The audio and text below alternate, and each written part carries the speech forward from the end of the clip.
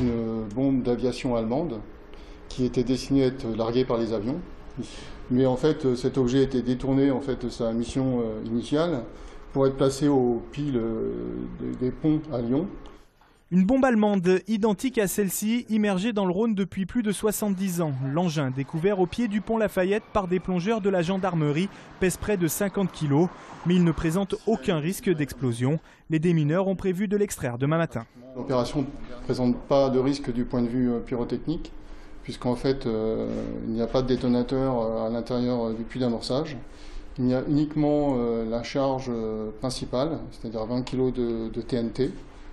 Mais cette opération en fait, ne nécessite pas d'évacuation de personnes.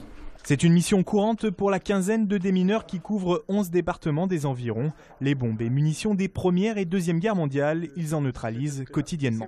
On en trouve beaucoup puisque l'année dernière on a fait 39 tonnes de munitions et explosifs. Donc ça varie d'une année sur l'autre, ça dépend des chantiers.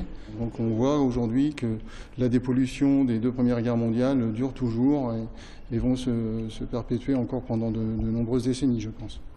Demain, aucun périmètre de sécurité ne sera mis en place. Pour les curieux, l'opération débutera à 9 h.